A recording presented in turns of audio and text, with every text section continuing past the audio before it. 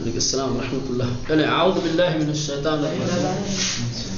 بسم اللہ الرحمن الرحیم. الحمد للہ رب العالمین وصلی اللہ علی محمد وآلہ الطاہرین. اللہم صلی اب بات چل رہی تھی فطرت الہیہ انسان کی.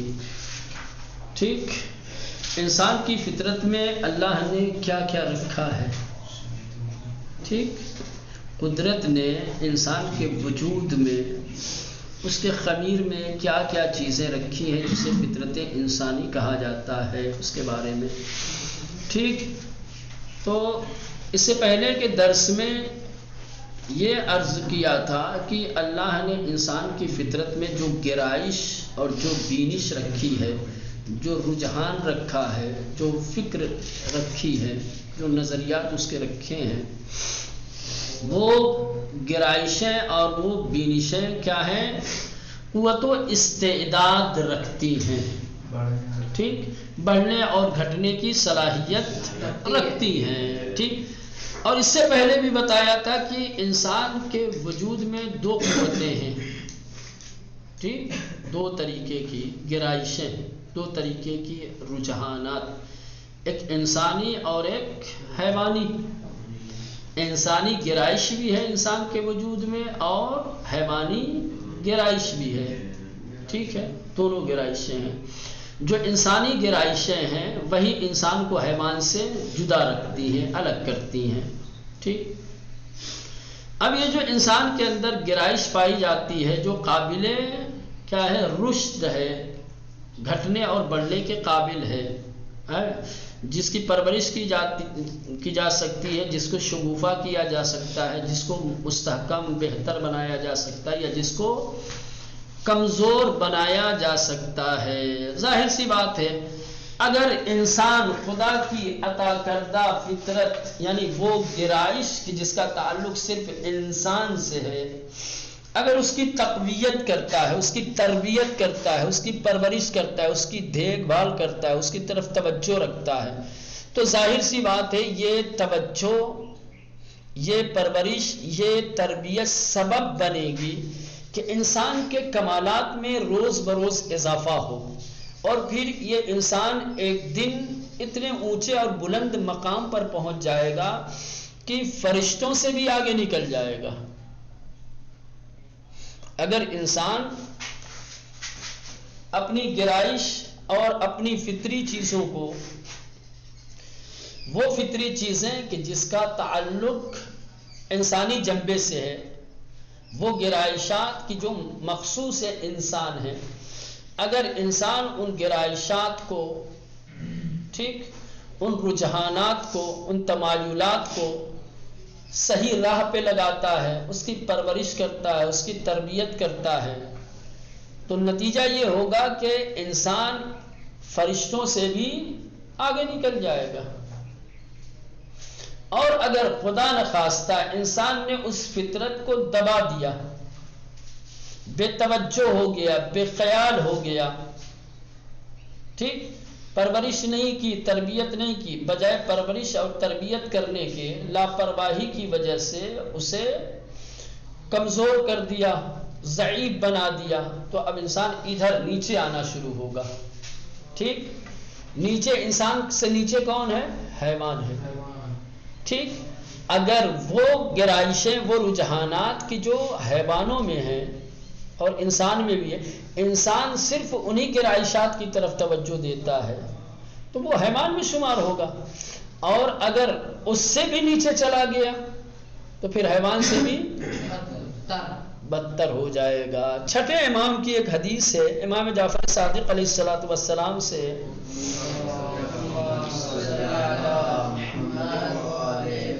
سوال کیا گیا، پوچھا گیا کہ مولا انسان افضل ہے یا فرشتے؟ انسان افضل ہے یا فرشتے؟ تو چھٹے امام نے اپنے آباء و اجداد کا حوالہ دیتے ہوئے یہاں تک کہ امیر المومنین علیہ السلام تک پہنچے اور کہا میرے جد امیر المومنین علیہ السلام سے بھی یہی سوال کیا گیا تھا، ان سے پوچھا گیا تھا کہ انسان افضل ہے یا فرشتے. تو میرے جد نے جو جواب دیا تھا وہ جواب میں دیتا ہوں. تو امام نے جواب کیا دیا تھا؟ امام نے جواب دیا تھا کہ اللہ نے انسانوں کو خلق کیا تو انسان کے وجود میں عقل بھی رکھی اور شہوت بھی رکھی. انسان کی خلقت میں، انسان کے وجود میں اللہ نے عقل بھی رکھی ہے اور نفسیات اور شہوت بھی رکھی ہے.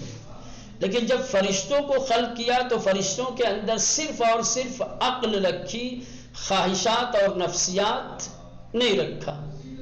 حیوانوں کو خلق کیا تو حیوان کے وجود کے اندر صرف اور صرف نفسیات اور خواہشات رکھا، عقل نہیں رکھا. اب یہ تین طریقے کی مخلوق ہو گئی: انسان، فرشتہ اور حیوان. ٹھیک، یہ تین قسم کی مخلوق ہو گئے. انسان میں دو چیزیں ہیں، عقل بھی ہے اور خواہشات یا نفسیات، خواہشات بھی ہیں. ٹھیک، فرشتے کے اندر صرف عقل ہے، حیوان کے اندر صرف اور صرف خواہشات ہیں. کیا ہے؟ یہ خواہشات ہے. ٹھیک، اب ظاہر سی بات ہے ادھر نیچے سے چلتے ہیں. حیوان میں صرف خواہشات ہیں. خواہشات انسان کو ہمیشہ کدھر لے کے جاتے ہیں؟ یہ ایک طاقت ہے. خواہشات جس کے اندر ہوتی ہے وہ اسے اپنی جانب لے جاتے ہیں. خواہشات حیوانوں کو اپنی طرف لے جاتی ہے. کھانے کی خواہش، تولید نسل کی خواہش، سمجھ رہے ہیں، جو بھی خواہش ہو تو حیوان ادھر جاتا ہے. اسی لیے خواہشات انسان کو، اس کو موجود کو اپنی طرف کھینچتی ہے، وہ اپنی جانب لے جاتی ہے. عقل یہ بھی ایک قوت ہے، عقل اپنی طرف لے جاتی ہے. عقل اپنی طرف لے جاتی ہے. عقل کا اپنا جاذبہ ہے، اپنی قوت ہے، اپنی طاقت ہے. یہ دونوں قوتیں کیا ہے؟ اپنی اپنی جانب کھینچتی ہیں. ٹھیک، صاحب قوت کو اپنی طرف لے جانا چاہتی، اپنا پیروکار بنانا چاہتی ہے. سمجھ رہے ہیں؟ ہر طاقت یہ چاہتی ہے کہ یہ موجود میرا تابع رہے، میں جدھر لے جاؤں یہ ادھر ہی جائے. تو خواہشات حیوان کو اپنی طرف لے جاتی ہے. ٹھیک، عقل فرشتوں کو اپنی طرف لے جاتی ہے. ٹھیک، اب فرشتہ جب عقل کا تابع ہوگا تو ہمیشہ کدھر جائے گا؟ اطاعت کی طرف جائے گا. کدھر جائے گا؟ اطاعت کی طرف جائے گا. اب یہ اسی لیے فرشتوں میں صرف اطاعت ہے اور کچھ نہیں، اس لیے معصوم کہا جاتا ہے.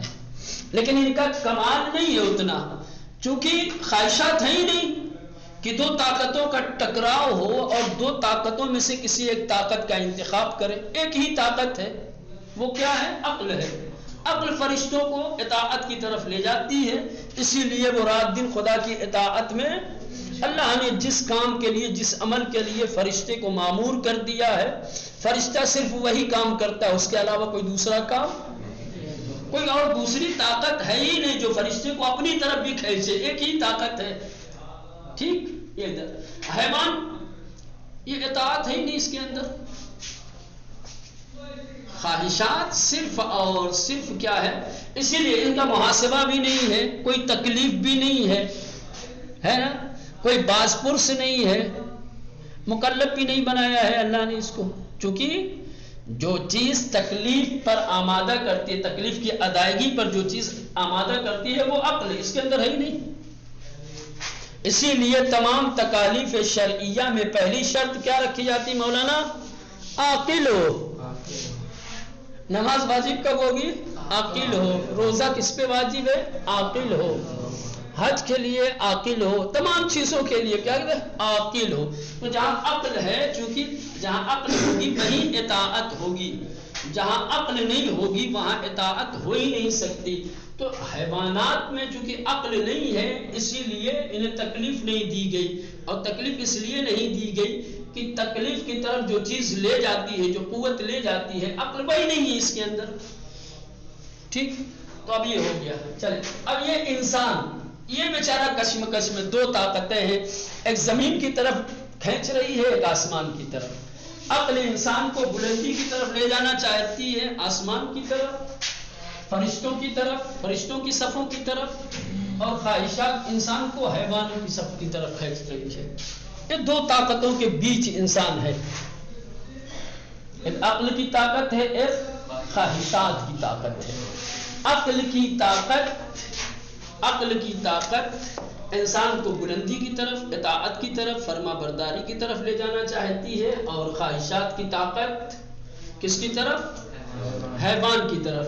اب جو طاقت غالب آ جائے انسان ادھر ہی جائے گا، جو طاقت غالب آ جائے گی، جس کی طاقت زیادہ ہوگی، ٹھیک، انسان جس طاقت کے پیچھے جائے گا ادھر ہی جائے گا۔ عقل کی طاقت کے پیچھے جائے گا تو روز بروز کہاں جائے گا؟ اوپر کی طرف جائے گا، فرشتوں کی طرف جائے گا۔ نتیجہ یہ ہوگا کہ فرشتے تو رک جائیں گے ایک جگہ پہ ہی ہے، وہ آگے نہیں بڑھتے، لیکن یہ انسان جو عقل رکھتا ہے اگر ہمیشہ عقل کی پیروی کرتا رہے گا، عقل کے تابع رہے گا، تو یہ عقل ہمیشہ اس کو ایک دن فرشتوں کی صف میں لے جائے گی، دوسرے دن فرشتوں کی صف سے بھی اوپر لے کے چلا جائے گا، ٹھیک۔ اور اگر عقل کی پیروی چھوڑ دی، خواہشات کا تابع ہو گیا، تو نتیجہ کیا ہوگا کہ یہ پھر آہستہ آہستہ انسانیت کے درجے سے گرتا ہوا کہاں جائے گا؟ حیوان کے درجے، حیوان کی صف میں آ جائے گا۔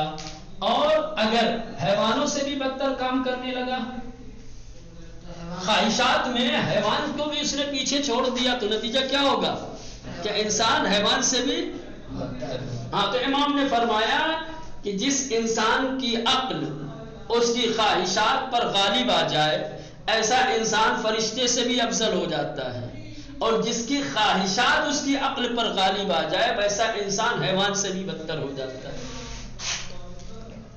سمجھ میں آئے؟ اگر انسان عقل کا تابع بن جائے، سمجھ رہے ہیں، تو عقل کی تبعیت اور عقل کی پیروی کرنے والا انسان فرشتے سے افضل ہے، اور جو خواہشات کا پیروکار ہے، جو خواہشات کا تابع ہے، خواہشات کی پیروی کرنے والا انسان حیوان سے بھی کیوں؟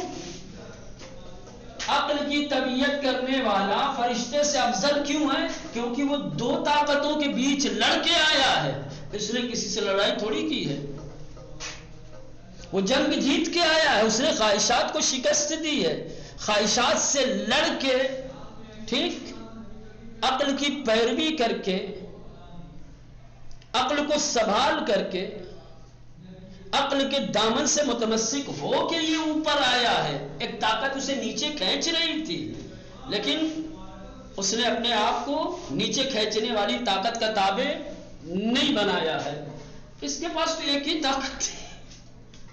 تو خواہشات سے لڑ کر کے، عقل کی پیروی کر کے آگے بڑھنے والا انسان فرشتے سے بھی افضل ہے، اسی لیے کیونکہ ان کے اندر خواہشات نہیں ہے۔ تو جو خواہشات نہ رکھ کر کے خدا کا تابع اور فرما بردار ہو، یقیناً کمال ہے، لیکن خواہشات رکھ کے بھی کوئی خدا کا اطاعت گزار اور فرما بردار ہو جائے تو وہ اس سے افضل ہے کہ جو صرف عقل رکھتا تھا، ٹھیک۔ اور یہ بدتر کیوں ہو گیا؟ اس کے اندر صرف خواہشات ہے، عقل نہیں ہے۔ اگر حیوان پستیوں کی طرف جاتا ہے، اگر حیوان نافرمانی کرتا ہے، ٹھیک، اگر جانور اور حیوان اپنے مالک کی، اپنے آقا کی فرما برداری اور اطاعت گزاری نہیں کرتا، یہ تعجب کی بات نہیں ہے۔ کیوں؟ اس لیے کہ اس کے اندر عقل ہے ہی نہیں ہے، وہ صرف خواہشات ہے، خواہشات اسے اپنی طرف لے جا رہی ہے، کوئی اور دوسری قوت اسے پستی سے بچانے والی ہے ہی نہیں ہے، صرف خواہشات ہیں، اور وہ خواہشات روز بروز اسے کہاں لے جا رہی ہیں؟ حیوانیت کی طرف لے جا رہی ہیں، درندگی کی طرف لے جا رہی ہیں، پستیوں کی طرف لے جا رہی ہیں۔ عقل ہے ہی نہیں کہ بیچارہ اس کو چھوڑ کر کے کیا ہے کبھی اوپر کی طرف جائے، لیکن انسان کے اندر خواہشات بھی ہے، اسے بھی ایک طاقت نیچے لا رہی تھی، عقل تھی، عقل رکھ کے بھی اس نے کیا ہے عقل کی پیروی نہیں کی، اوپر لے جانے والی طاقت کو اس نے چھوڑ دیا، نیچے لانے والی طاقت کو کیا ہے پکڑ لیا اور اس سے وابستہ ہو گیا۔ تو اب یہ جس کے اندر عقل نہیں تھی وہ اگر نافرمانی کر رہا تھا تو بات سمجھ میں آ رہی ہے، لیکن عقل رکھ کے بھی اگر کوئی نافرمانی کرے تو حیوان سے بھی بدتر۔ اس کے پاس تو ایک ہی قوت تھی، صرف پسلیوں کی طرف لے جانے والی، اس کو تو بلندی کی طرف لانے والی کوئی طاقت تھی ہی نہیں، کوئی ہتھ کنڈا تھا ہی نہیں، کسی نے اپنا ہاتھ نہیں بڑھایا کہ لا بھائی اپنا ہاتھ دے میں تجھے کنویں سے نکال دوں گا، اس کو تو صرف کنویں میں لے جانے والی طاقت تھی اس کے پاس۔ تو یہ اگر کنویں میں گیا تو کوئی بات نہیں ہے، میڈک کنویں میں گر جائے تو کوئی بات نہیں ہے نا، کیونکہ وہ پانی تلاش کرتا ہے، اس کی فطرت میں کیا ہے، ہاں پانی، اس کی زندگی، اس کی حیات پانی سے وابستہ ہے۔ خشکی میں رہنے والا میڈک کنویں میں پانی دیکھ کر اگر کود جائے تو بیچارے کی غلطی نہیں ہے نا، ہاں، لیکن ایک انسان